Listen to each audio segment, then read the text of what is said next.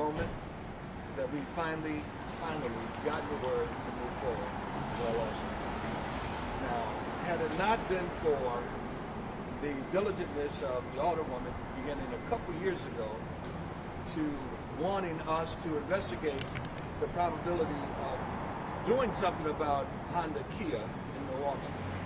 So we looked into this matter until the time was ripened. And unfortunately, we didn't get in the forefront of being the first to file, in which we did bring this matter in front of council to do just that. But we're here all the same, and we're able to move forward. But we could have been the first one to file, and deservingly so.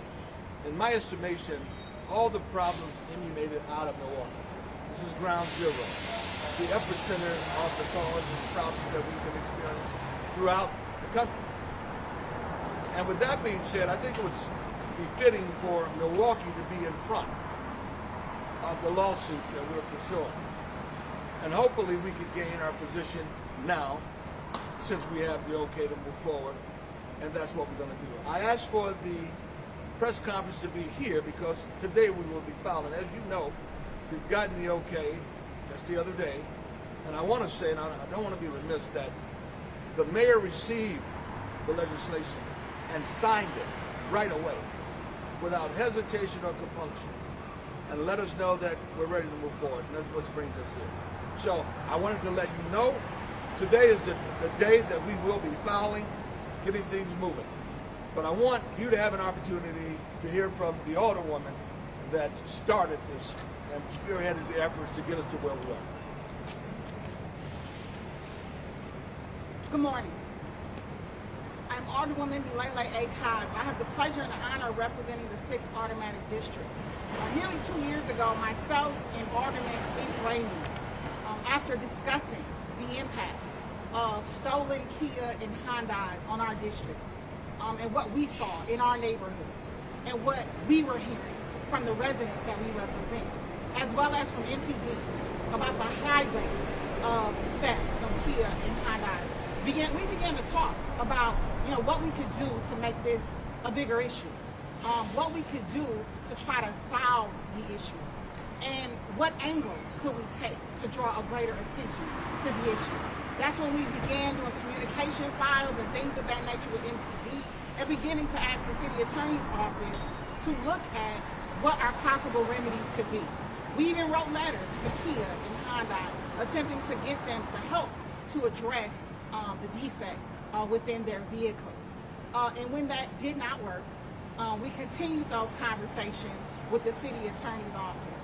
I am grateful to the entire council, to all council members, for having the diligence to have these long conversations it's taken for us to get to this point, and making the right decision yesterday at the Common Council meeting to support authorization for the city attorney's office to move forward, to engage counsel, to explore all of our legal remedies against Kia and Hyundai for the damages that have come to the city as a result of their vehicles and them not properly doing their vehicles.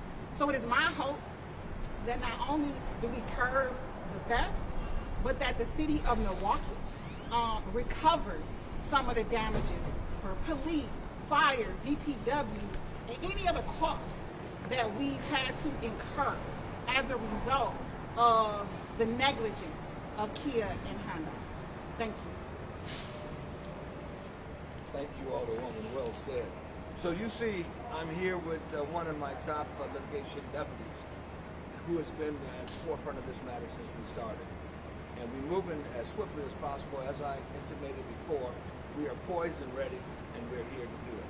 Once we got the go-ahead, there's no hesitation. And I expect that we'll be able to position Milwaukee in such a manner as we move forward with this lawsuit, we may be able to put ourselves in a position to get a remuneration that's comparable to the damages that we've suffered.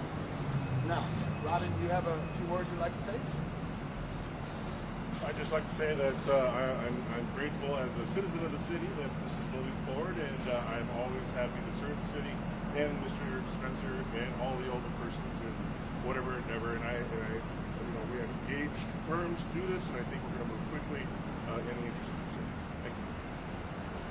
With that being said, I'd like to open up for questions, if we have any. Can you explain the need to hire outside counsel? Why is this something that your office can't handle on its own? Well, first of all, our office has never had the capacity in the history of the office to take on such a matter. So what we're hoping to do by partnering with this, we would then be able to get experienced lawyers out of this case. But for financial reasons and the city's financial state of affairs, it kind of prohibit us from trying to endeavor into such a lawsuit ourselves. It's a very expensive matter, well up in the millions to try to prosecute. What are some of the legal arguments that we have? Well, some of the legal arguments we will not be discussing. We will not discuss any of our strategies that we plan to move forward with. We'll deal with that as it comes. So I hope that you come in and you follow the case as we move forward, and to be able to come back and visit us again to ask other questions. But we never discuss what our strategies are as we move forward. So for people who have had their vehicles stolen in the city, you hope to get money back to them. This is an endeavor for municipal laws, the city. We all live here in the city, I hope, and we do our business here. The damages that has occurred from a municipal perspective is what we're seeking retribution for. The consumer actions are a whole total different matter. And what kind of damages, what in amount do you think the damages are? Well, I can't estimate what the amounts are. This is constantly being calculated, but there are definitely direct costs, as Alderwoman had mentioned, and there are several indirect costs. It goes on a secondary and a tertiary level. For example, we could have experienced a problem with a family that had a child that was involved in one of the stolen cars. There are costs associated with rehabilitating that child, giving that child services and the family. This number, we had no idea how large of a number it will be. But hopefully, when we continue to move forward, we will have a better guesstimation of what that looks like. And who are the plaintiffs and how do they have standing? I didn't hear you, I'm sorry. Who are the plaintiffs and how do they have standing? Who are the plaintiffs? And how do they have standing? They're the manufacturers and producers of the vehicles we're talking about. That's everybody here in the city as a whole, every taxpayer, every person that lives and pay taxes to live in Milwaukee are the defendants. And how do they have standing? They have standing by paying taxes here. This is a municipal effort that we're moving forward with. So as long as you are a taxpayer here and you reside in the city of Milwaukee, you have standing. But how do you have an injury if you don't have a Kia? You pay taxes in the city. Some of the action that occur does not necessarily mean you have to own a Kia. There have been deaths associated with Kias, stolen vehicles. There have been quite a bit of city damage caused by it. You have damages from the MPD having to respond, fire having to respond. So from every aspect that you can imagine, there is damage. Kia maintains their vehicles were not built incorrectly. How are you going to fight that? Well, we're going to leave that up to the experts as we move forward. I'm very confident that we are on very solid ground as we move forward to fight it. Yes. Is there anything you're asking the people in Milwaukee to bring to your attention to help your case? Absolutely.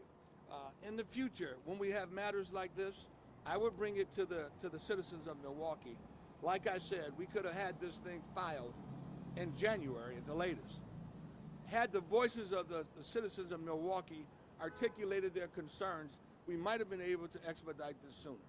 So I don't want to get into the particular problems of why we had to wait to this point. But first in time and first in line is very important. He who gets there rapidly is important as well. So what I want the citizens to know, the city attorney, fights for the city of Milwaukee. Now, we know that the Attorney General for the state have filed suit, and that's fine, and we appreciate that. But those of us who work and live in Milwaukee have to be concerned about how we live here and how we work here. And we want a safe environment to do that in. So those are my primary concerns and my only concerns. Even though I'm concerned as a whole for the state, but we live here. My duty is to the city of Milwaukee as a city attorney. And what law firm did you hire to do this legislation? And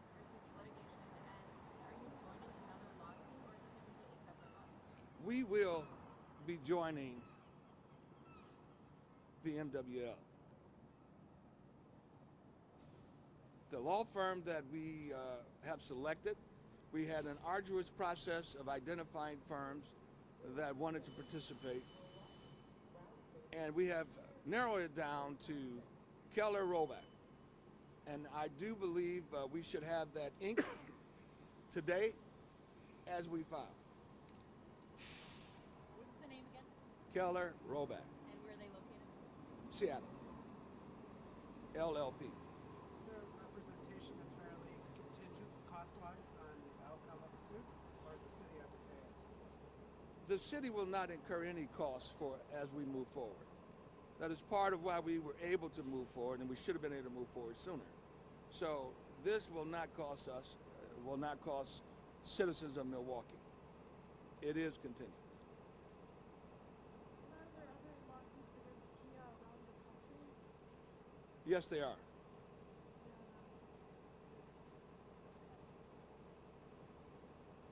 Is that it? Does the city, because the problem unfortunately started here, you mentioned being first in line, where in Seattle, they had some kind of beat us to that gatepost. But do we have any benefit in terms of being first where it started?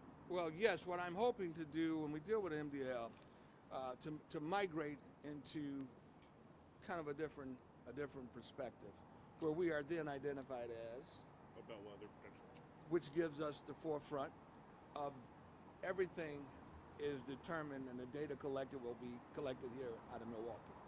And if we're fortunate enough to become the, Bellwether.